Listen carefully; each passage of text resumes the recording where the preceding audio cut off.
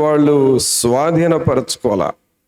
కానీ దేవుడు మనలను ఈ సంవత్సరము, ఈ 2026 సంవత్సరమును చూడటానికి అవకాశం ఇచ్చారు, స్వాధీనపరచుకోవడానికి అవకాశం ఇచ్చారు. ఈ సంవత్సరంలో ఎన్ని ప్రాంతాలు నువ్వు చూడబోతున్నావో,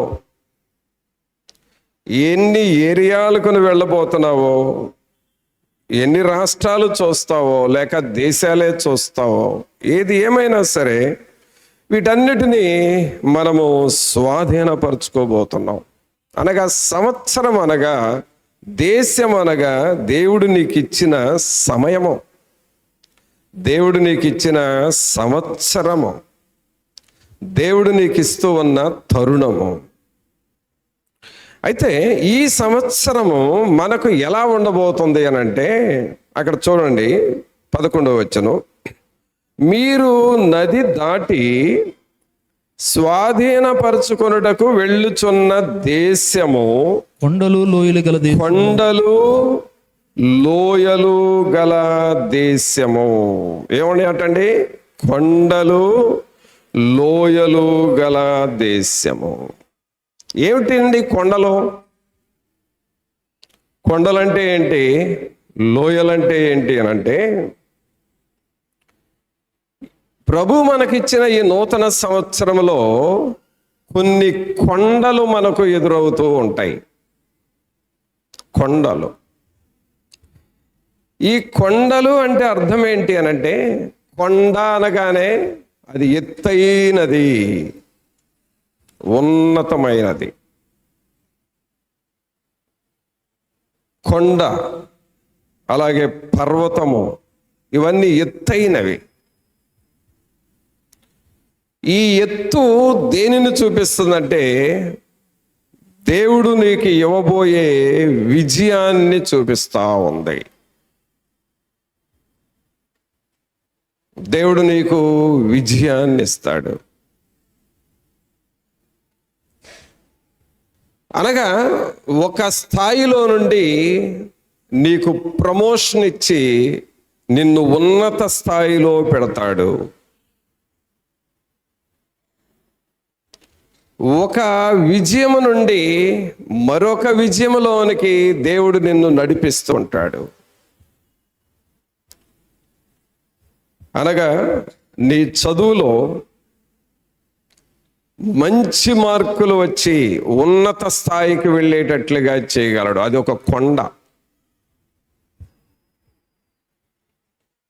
అలాగే నువ్వు చదువుకొని ఉంటే, ఒక ఉద్యోగం కొరకు నువ్వు ఆశిస్తూ ఉంటే, దేవుడు ఒక మంచి జాబ్ని ఈ సంవత్సరంలో దేవుడు నీకు ఇవ్వబోతా ఉన్నాడు. అది ఒక కొండ, విజయం. ఒకవేళ నువ్వు జాబ్ చేస్తూ ఉంటే,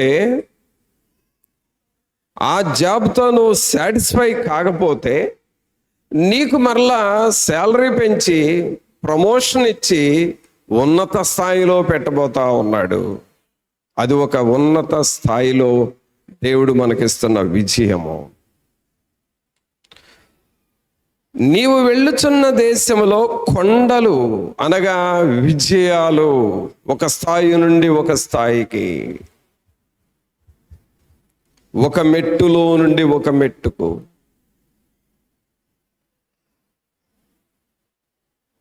ఒకప్పుడు పండగ చేయటం అంటే అది ఎంతో భారంగా ఉండేది.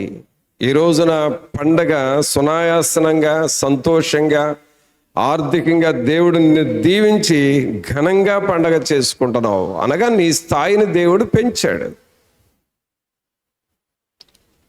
ఆర్థిక విషయాల్లో దేవుడు నీ స్థాయిని పెంచుతున్నాడు. అలాగే ఒక్కొక్క విషయంలో నిన్ను, నీ కుటుంబాన్ని దేవుడు దీవిస్తూ, మరి ఎక్కడో అడుగునున్నటువంటి మనలను దేవుడు ఉన్నత స్థాయికి లేపుతూ ఉన్నాడు. అవే దేవుడు మన ముందు పెట్టిన కొండలు. ఆ కొండలు, ఆ స్థాయి ఎదుక్కుంటూ పెరుగుచూ మనం ముందుకు వెళ్ళాలి. తర్వాత లోయలు ఉన్నాయి అంటున్నాడు. కొండలు లోయలు గల దేశము. ఈ కొండలు లోయలు గల దేశము ఏమిటి అనంటే, లోయలు అనగా కృంగిపోయిన పరిస్థితులు, కృంగిపోయిన పరిస్థితులు, నిరాశ, నిస్పృహ, కృంగుదల, అపజయము. కొన్నిసార్లు సడన్గా వెళుతూ వెళుతూ మధ్యలో బండి ఆగిపోయినట్లుగా, కొన్నిసార్లు దిక్కుతోచని పరిస్థితులు, లోయలు వస్తూ ఉంటాయి. అనగా విజయాలు నీకు ఉన్నాయి, అలాగే లోయలు, నిరాశ, నిస్పృహలు కూడా ఉన్నాయి. కానీ నిస్పృహలను, నిరాశలను, ఈ లోయలను దాటించేది ప్రభు. అలాగే మన జీవితంలో విజయాలు ఇచ్చేది కూడా మన ప్రభువే. వీటిని మనం స్వాధీనపరచుకోబోతున్నాం. 11వ వచనం చదవండి అందరూ మరలా. మీరు నది దాటి స్వాధీనపరచుకొనుటకు వెళ్ళుచున్న దేశము కొండలు లోయలు గల దేశము, కొండలు లోయలు గల దేశము. అయితే ఈ కొండలు లోయలు గల దేశంలోనికి దేవుడు నిన్ను పంపిస్తూ ఉన్నాడు, నిన్ను పెంచుతూ ఉన్నాడు. అందుకని అక్కడ ఏమనుందంటే 12వ వచనం చూడండి. అది త్రాగును, ఆకాశ వర్ష జలము త్రాగును. అది నీ దేవుడైన, అది నీ దేవుడైన యెహోవా లక్ష్యపెట్టు దేశము. చూడండి, నీ దేవుడైన యెహోవా లక్ష్యపెట్టు దేశము. అందరూ చెప్పండి, నీ దేవుడైన యెహోవా లక్ష్యపెట్టు దేశము. ఆ నీ అనే మాట దగ్గర నా అని పెట్టండి. నా దేవుడైన యెహోవా లక్ష్యపెట్టు దేశము అనగా పిల్లరా చూడండి, ఒక నూతన సంవత్సరమును దేవుడు మనకిచ్చినప్పుడు, ఈ నూతన సంవత్సరములో మనము కొన్ని కొండలు ఎదురవుతాయి అని విన్నాము, అనగా విజయాలు. కొన్ని లోయలు ఎదురవుతాయి అని విన్నాము, అనగా నిరాశ, నిస్పృహలనే గుంటలు లాంటివి. వీటన్నిటినీ దాటించటానికి ప్రభు మనతో ఉన్నాడు. ప్రభు మనతో ఉన్నాడు అనే దానికి రుజువు ఏమిటి అనంటే, నీ దేవుడైన యెహోవా లక్ష్యపెట్టు దేశము. లక్ష్య పెట్టడం అంటే శ్రద్ధ నిలపటం. ఏం పెడతామండి మనం? శ్రద్ధ నిలుపుతాం. మన చిన్న పిల్లలు అంటే అప్పుడే పడతా లేస్తా ఆడుకుంటారు చూడండి. ఆ వయసులో ఉన్న పిల్లలు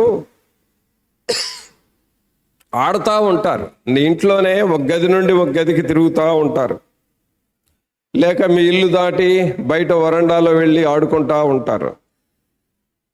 వాళ్ళు ఆడతారు, కానీ పెద్దవాళ్ళు ఏం చేస్తారు? గమనిస్తూ ఉంటారు.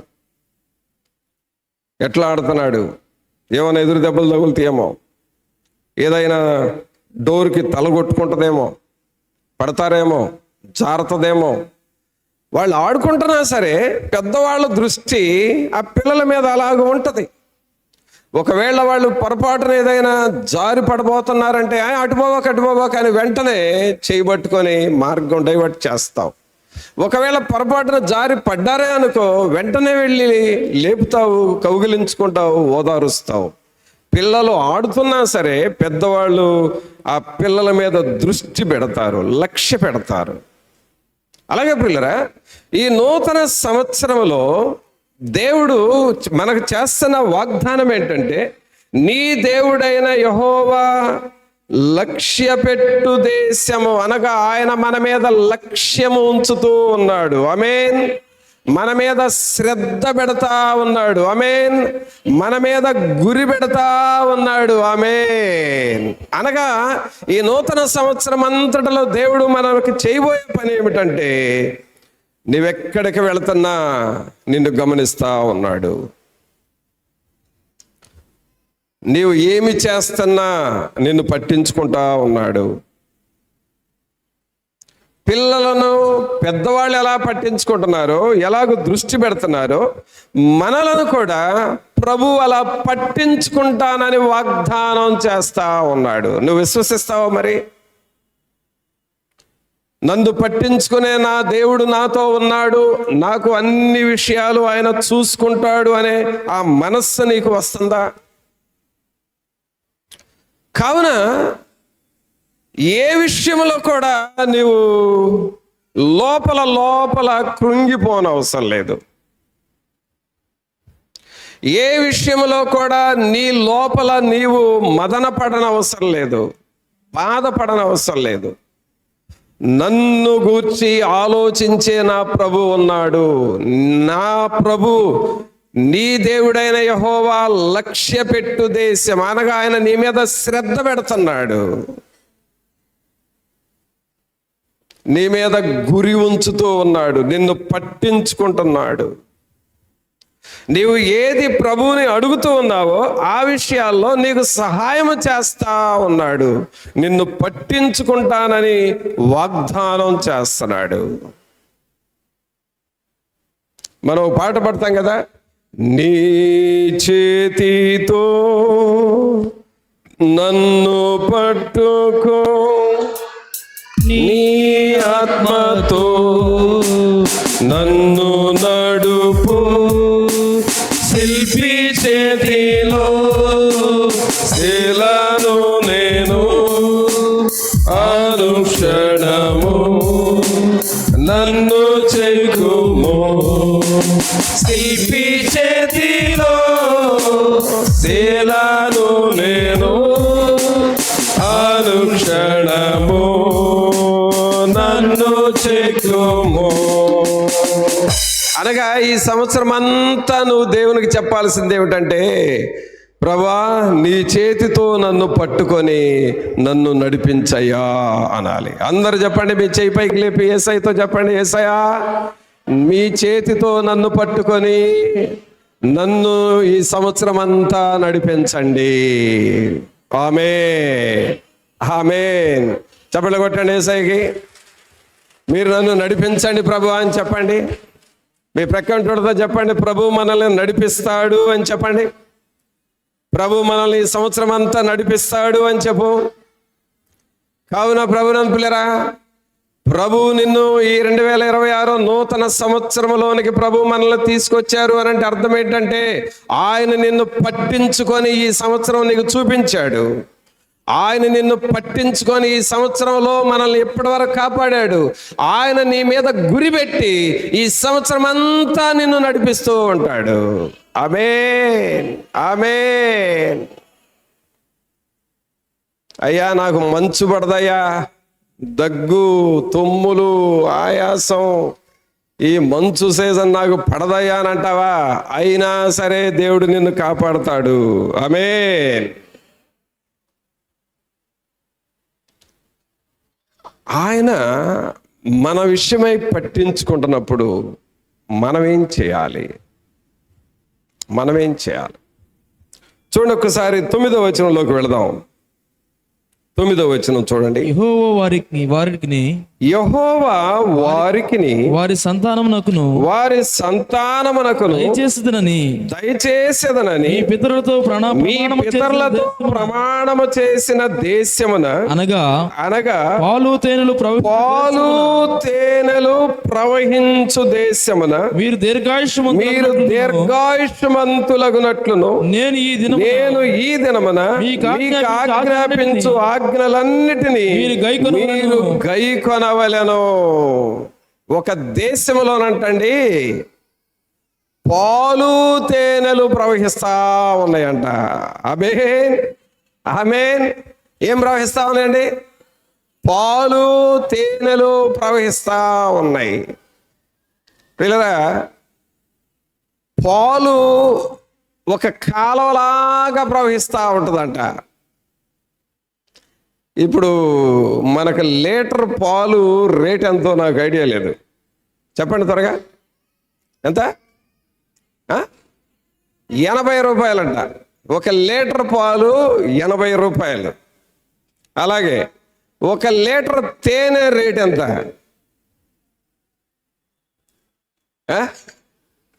తేనె రేట్ నేను చెప్తున్నాను, వినండి. నేను చెప్తున్నాను, అది నా సొంత రేట్లే. 880 రూపాయలు.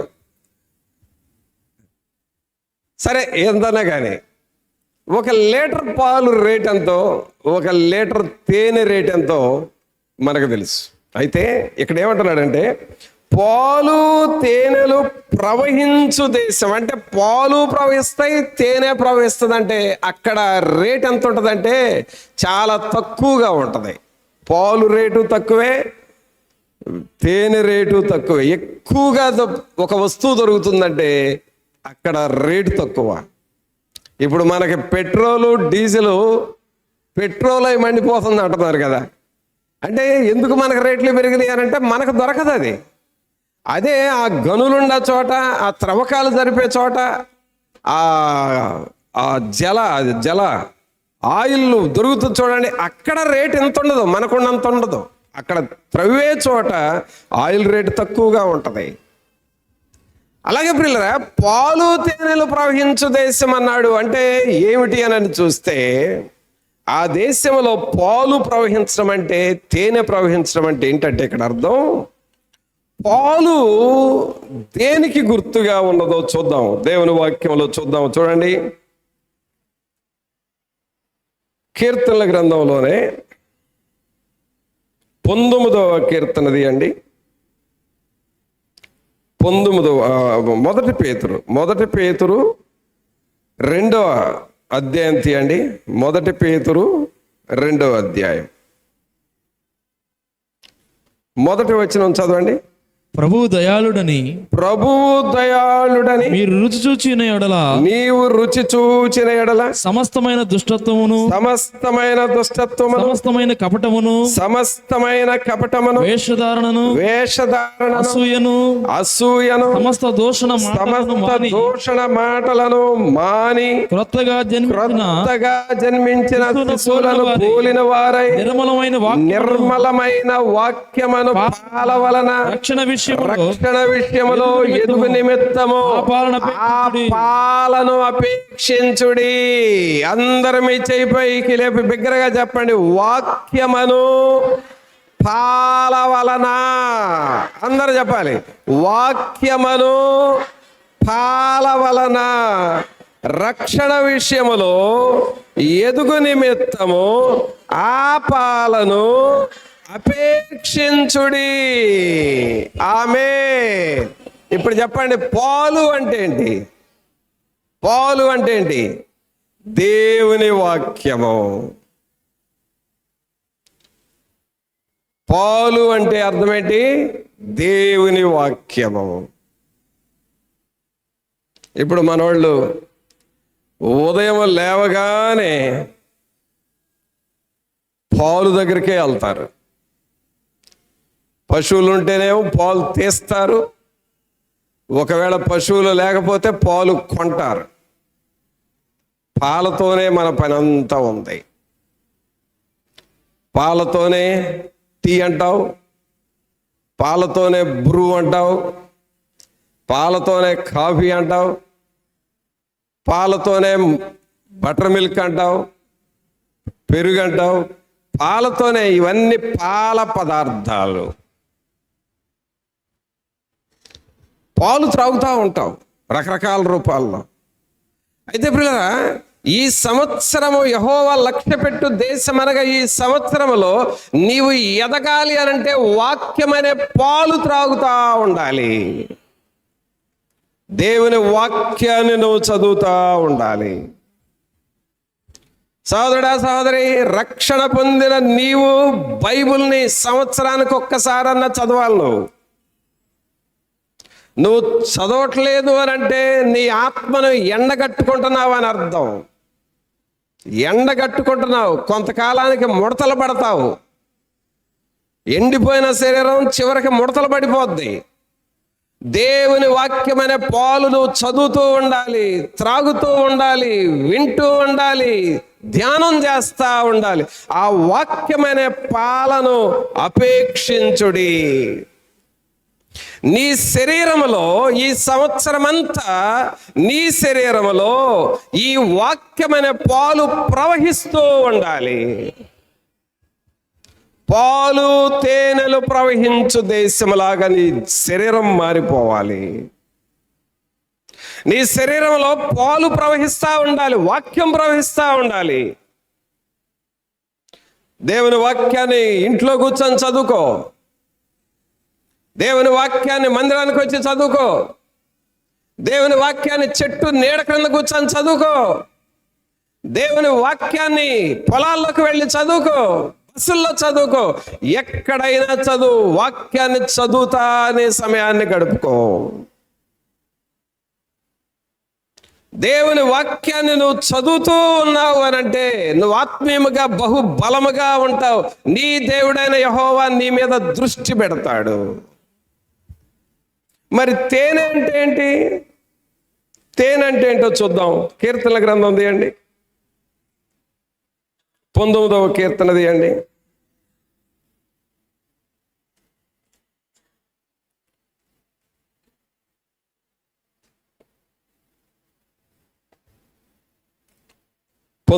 కీర్తన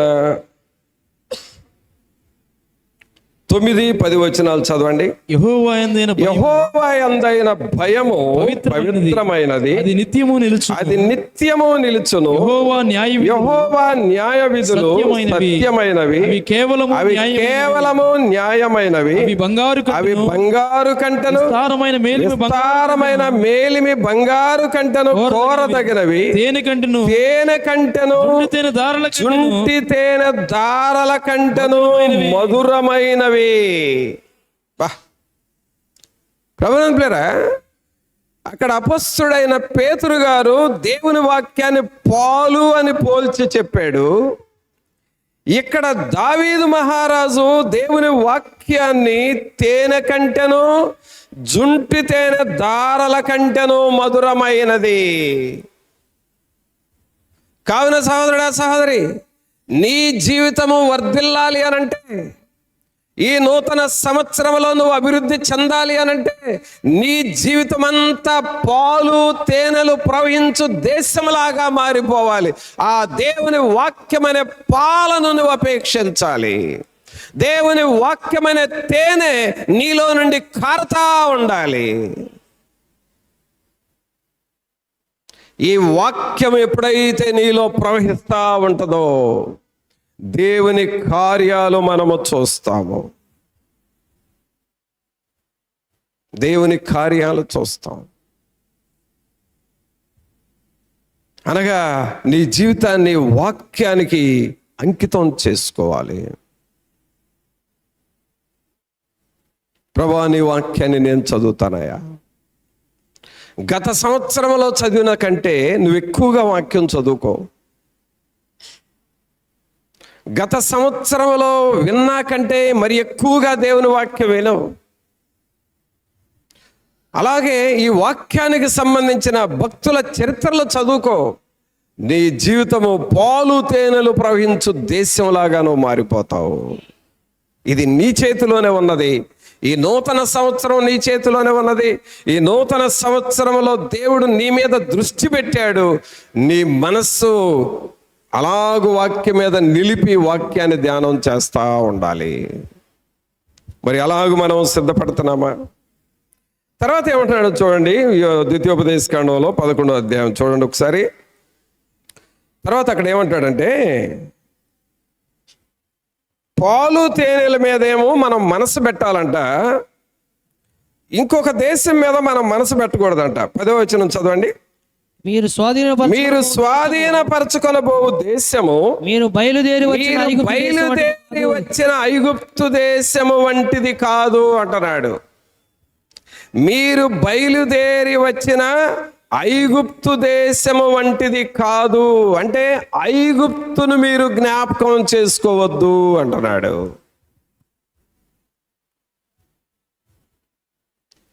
ప్రియులారా, ఇక్కడ మనం గమనించాల్సింది ఏంటంటే, ఐగుప్తు మీద మీరు మనసు పెట్టొద్దు, పాలు తేనెలు ప్రవహించు దేశం మీద మీరు మనసు పెట్టండి. ఏంటి ఐగుప్తు అంటే?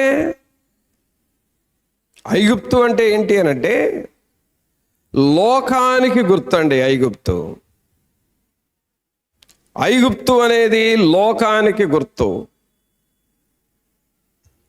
అలాగే అంధకారానికి గుర్తు, చీకటికి గుర్తు. అలాగే శోధనలకు, ఇబ్బందులకు గుర్తు ఐగుప్తు. ఐగుప్తు అంటేనే లోకము, సాతానుడు, ఇబ్బందులు, శోధనలు, వాటి మీద మీరు దృష్టి పెట్టొద్దు. సోదరుడా, సోదరి, ఈ నూతన సంవత్సరం నీకు ఆశీర్వాదకరంగా ఉండాలంటే ఐగుప్తు మీద నువ్వు ఆలోచనలు పెట్టొద్దు. అంటే గతంలోనివి నువ్వు మనసులోకి తెచ్చుకోవద్దు.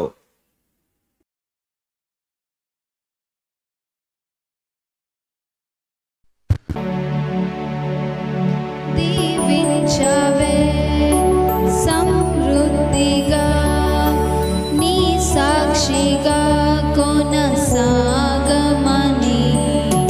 ప్రేమించవే నన్ను ప్రాణంగా, నీ కోసమే నన్ను బ్రతకమని. దారులలో ఎడారులలో సెలయేరులై ప్రవహించుమయా. చీకటిలో కారు చీకటిలో అగ్ని స్తంభమై నన్ను నడుపుమయా. దీవించవే సమృద్ధిగా, నీ సాక్షిగా కొనసాగమని.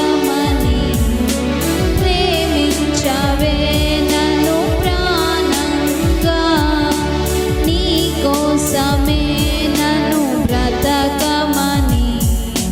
నీవే లేకుండా నేనుండలేను యేసయ్యా,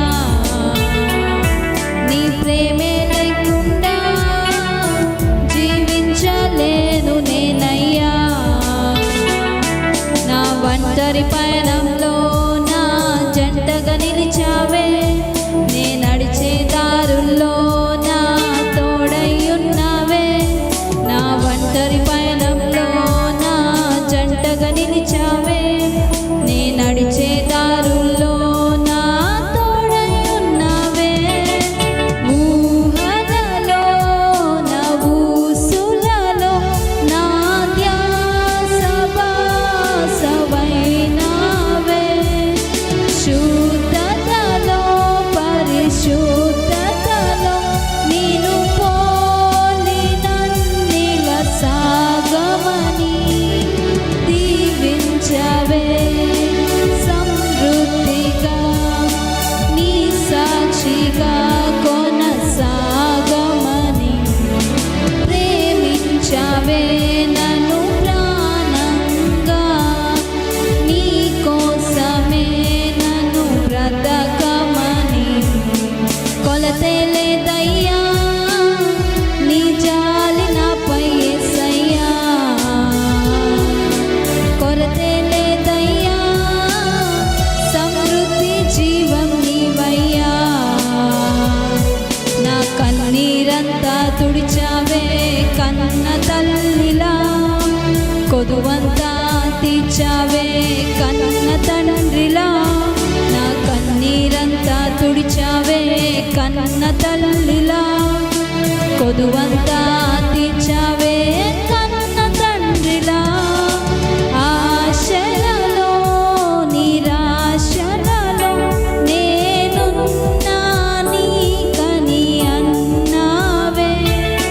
పోరులలో పోరాటంలో నా పక్షముగానే నిలిచావే. దీవించవే సమృద్ధిగా, నీ సాక్షిగా కొనసాగమని. ప్రేమించవే